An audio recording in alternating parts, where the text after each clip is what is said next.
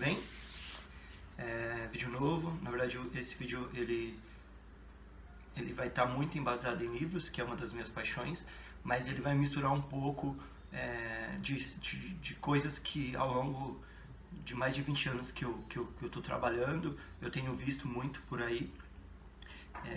Então, na verdade, eu trago um vídeo falando um pouco dos livros que eu li ao longo desses anos, os livros que mais me marcaram, li bastante, mas eles são os que mais me marcaram e que estão diretamente ligados com temas como sonhar, realizar os sonhos, enfim. Ao longo dessa trajetória, eu tenho visto muito. A minha percepção é que as pessoas têm medo de sonhar, ou têm vergonha de falar sobre os seus sonhos, ou não sonham. E eu fico me perguntando qual o sentido disso, porque sonhar é gratuito, a gente não paga nada para sonhar. Então, sei lá, por que não sonhar? E aí, por que eu tenho esse negócio muito forte dos sonhos? Quando eu comecei a trabalhar, na verdade a empresa que eu comecei, o presidente e o criador, fundador, ele falava muito de sonho. Então ele falava frequentemente, e por conta disso eu comecei a ler, né? Na verdade, engraçado, esses são os primeiros livros que eu li na minha vida. Esse aqui, assim, ler mesmo, de ler o livro inteiro, né? Não estou falando, no colégio a gente via muita coisa, mas assim, de ler como um hobby.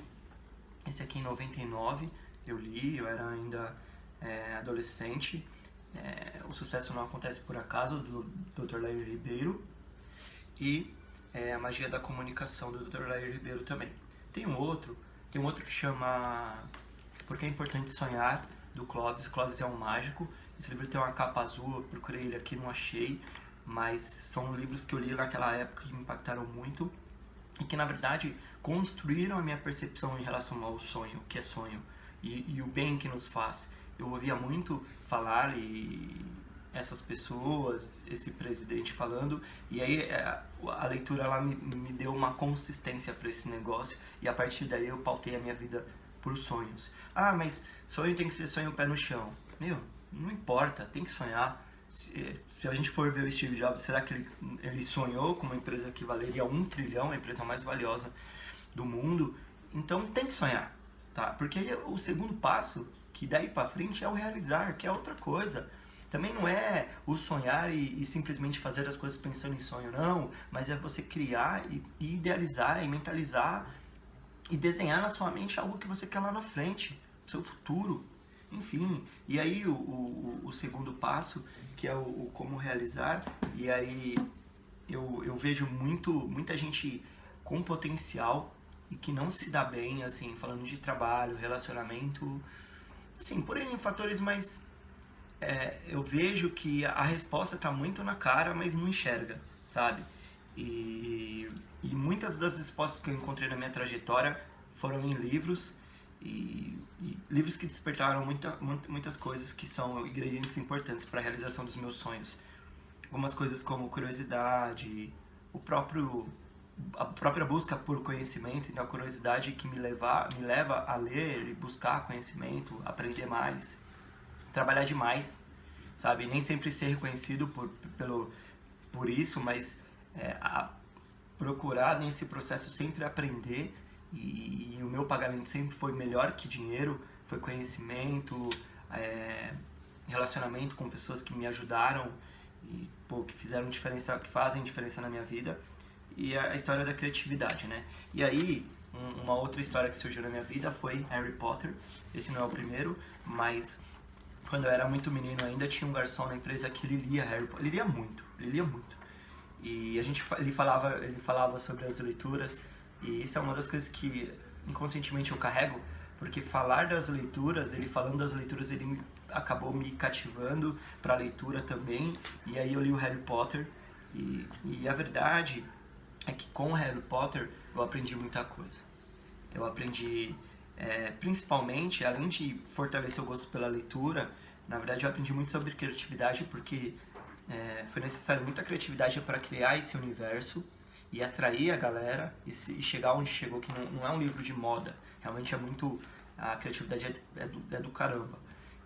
Outra coisa é o seguinte, a questão da amizade, e isso eu vivi depois de uma maneira prática, mais pra frente, e Harry Potter sempre fez referência a isso, porque na verdade é o estar junto, mesmo sendo diferente, e acreditando, mesmo quando não fizia sentido o que o outro falava. Às vezes o Harry tinha algumas ideias malucas, ou ele tinha que fazer alguma coisa que ele não sabia o que, e ele tinha a Hermione do lado, que tinha um perfil diferente do dele, que se complementava, e ela, e junto com o Rony, enfim, em outras pessoas.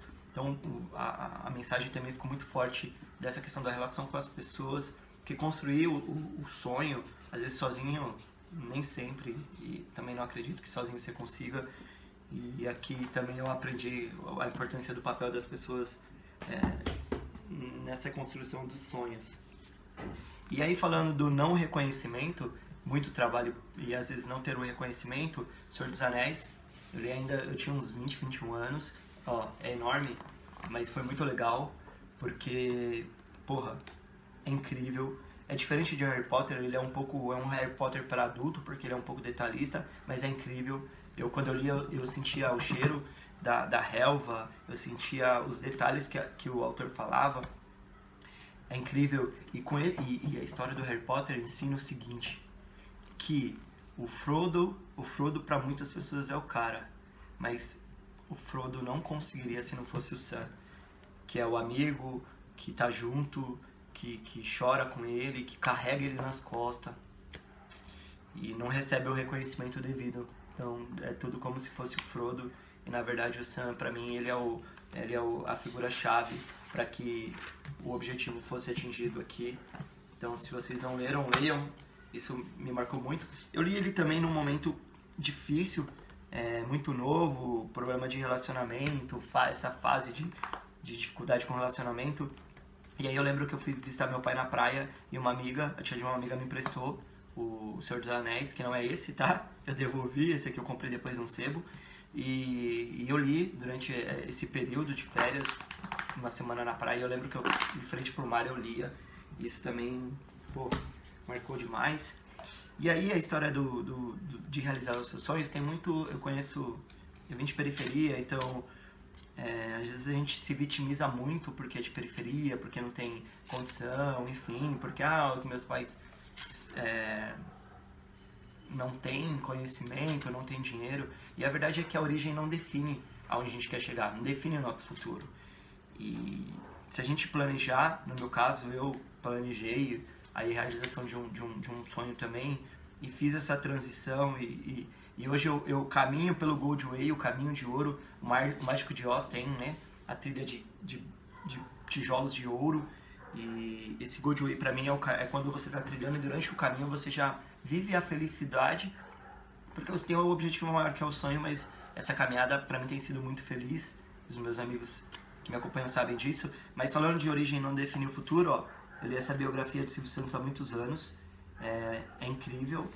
Eu gosto muito dele, da história dele. Hoje ele, pela idade, ele tem falado algumas coisas, mas é engraçado que não repercute tão mal, porque a gente sabe a essência dele. Mas enfim, é um cara incrível, uma história incrível. E aí essa foi a primeira biografia que eu li, e a partir daí eu me apaixonei por biografia, porque faz a gente repensar. E o Silvio Santos, de onde ele veio e onde ele está, realmente muita luta, muito trabalho, e ele não se limitou pela condição dele, mas usou isso. Na verdade, eu acredito nisso. A nossa condição é um trampolim, a experiência que a gente vive de periferia, de dificuldade, mesmo tendo muito dinheiro, dificuldade em família, porque na verdade ter dinheiro não significa que a vida é fácil, que não é. Tenho amigos que me falam e viveram isso. Então, assim, as dificuldades é um trampolim, eu acredito nisso. E por fim, tô rodeado de livros aqui, mas outro dia eu falo demais, mas por fim, a história do sonhar é grátis, mas não é fácil. E aí é fundamental a história da participação da família e dos amigos.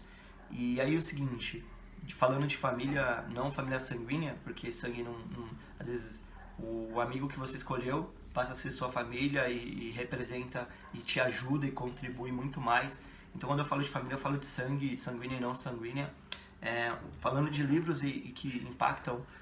E esse aqui essa é uma história muito louca, porque é o seguinte: quando eu era office boy, um segurança na empresa, era espírita e falou... A gente conversava muito, a gente era muito próximo e ele se identificava comigo também porque eu lembrava o irmão que ele perdeu, ele me falou isso, e aí ele me indicou esse livro aqui, ó, Paulo Estevão. Esse livro, ele é espírita, e nessa época eu nem era tão religioso, não tinha... Foi bem antes da minha trajetória, minha experiência religiosa, e eu li esse livro, e por ser espírita e eu ouvir muitas coisas, eu ia para a Bíblia para tirar a prova se o que ele falava aqui era de fato, porque esse livro conta a história de Paulo, Paulo e Estevão. Lógico, tem algumas coisas a mais, mas assim, a essência da história de Paulo, de tudo que Paulo representou para a igreja e como pessoa na sua jornada, eu ia na Bíblia para ver se era verdade. Na verdade, é a história do mindset, né? Eu estava muito condicionado de avaliar, enfim, e aí eu ia para a Bíblia para tirar a prova, e aí nesse exercício eu me apaixonei pela história, mais ainda pela Bíblia, passei a ler mais e conhecer mais, e isso me motivou a começar uma jornada de trabalho comunitário dentro de uma comunidade católica, e aí foi uma história de mais de 10 anos. Trabalhei com jovens, fiz muita coisa legal e mudou minha vida. E nasceu de um livro espírita. Hoje eu não tenho nenhum tipo de preconceito. Às vezes algumas pessoas, por eu ter vivido muito tempo, por eu ser e ter uma história muito forte dentro da Igreja Católica, alguns amigos que hoje são espíritas tinham receio de me falar. E eu não tenho, e sabem que eu não tenho, porque daqui nasceu, daqui eu comecei a minha jornada religiosa, de me descobrir dentro de uma religião. E falar de religião não é se restringir à religião, mas a questão de fé, o que eu me tornei como pessoa. E isso, misturado com tudo isso que eu já falei, me faz diferente, me fez diferente. E é fato, quando você tem fé e sentimentos bons, que eu aprendi muito na minha experiência religiosa, te faz uma pessoa diferente. E as pessoas reconhecem isso, você não precisa dizer, nas suas atitudes. E aí é onde entra, falando de religião e trabalho, o monge executivo, porque Jesus Cristo para mim é o maior líder que existiu, e ele realmente engajou as pessoas, conquistou as pessoas, enfim, ele é um exemplo como liderança, não só na questão religiosa, mas é um líder. E aí esse livro fala um pouco de Jesus Cristo, um monge junto a algumas pessoas num mosteiro, e aí é um seminário mesmo, é uma jornada de aprendizagem com pessoas diferentes, e que falam sobre Jesus Cristo, se baseiam na experiência de Jesus Cristo. Não é preso a uma religião, mas é um ensinamento mesmo de Jesus Cristo como líder.